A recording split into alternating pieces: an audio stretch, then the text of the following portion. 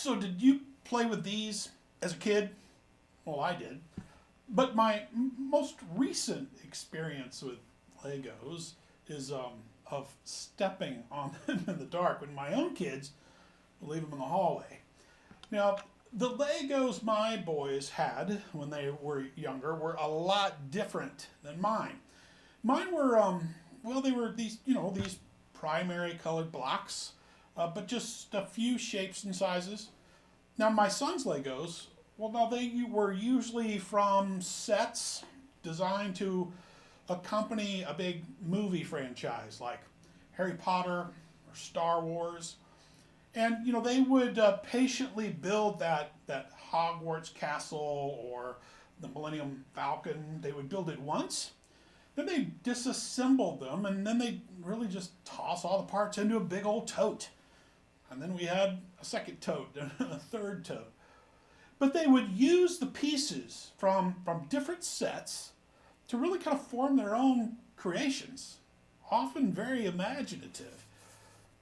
And actually, if you think about it, that's how most innovators will come up with their innovations. They sort through all their knowledge and experiences, and they make these connections. They make these connections of previously unconnected bits and pieces.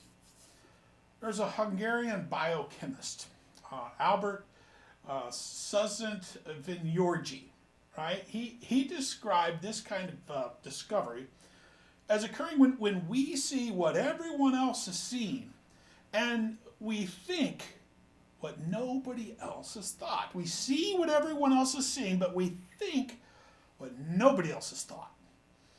And the ability to do this well and consistently is actually a rarity. It's a special sort of gift possessed by kind of a very few people like, Newton, Einstein, Jobs. Most of the big innovation challenges we face in our organizations or our communities or really for our planet, they require this kind of thinking.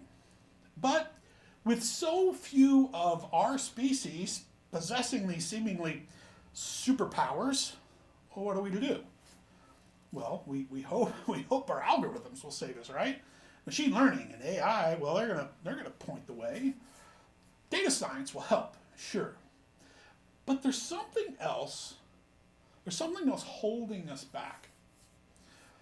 Most of us are highly specialized in both our thinking and our life experience. A lot of us do work our parents, if they're still living, just don't understand. And I would venture to say that a lot of us don't really understand what the other does. At Purdue University, where I teach, we have over 150, 160 different areas of study. I mean, everything from aeronautical engineering to agronomy to anthropology, and that's just a few of the A's. And those complex, grand challenges that we're facing, well, they're not going to be effectively addressed within our silos. The future of innovation will be horizontal, not vertical. Let's go back to our Legos. No matter how creative you might be with your Legos, your creativity is bound by the closed system of Legos. If I come along with Tinker Toys, I might be equally brilliant in using my Tinker Toys, but I too am limited by a closed system. You see, Legos don't connect to Tinker Toys. Now, we can work in parallel, but it's really difficult to co-create something. And we don't have just two closed systems. We have thousands. For the last 20 years or so, I have been, along with a small group of colleagues, we've been working in a new area of teaching and discovery that we call the science and practice of complex collaboration. And we've identified a set of tools and protocols that help us address complex challenges by following a set of simple rules. These simple rules allow us to think horizontally together.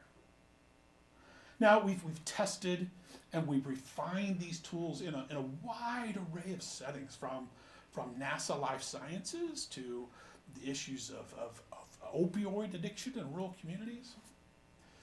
Complex challenges that require cross-disciplinary solutions.